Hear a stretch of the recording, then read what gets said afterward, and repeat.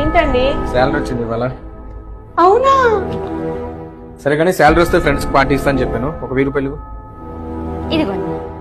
ఏమండి, వచ్చేటప్పుడు నాకు బిర్యానీ పట్టుకురండి. సరే అలాగే నేను ఆన్లైన్ లో ఒక చీర చూసానండి, అది తీసుకుంటానండి. సరేలే తీసుకో. మిగతా డబ్బులు జాగ్రత్త దాచిపెట్టు. Madam courier. వస్తున్నా. ఆయన ఇచ్చిన డబ్బులన్నీ ఖర్చు అయిపోయినాయి. ఇంక 1000 మిగిలినాయి. తీసుకుందామా వద్దా? తీసుకుందాం.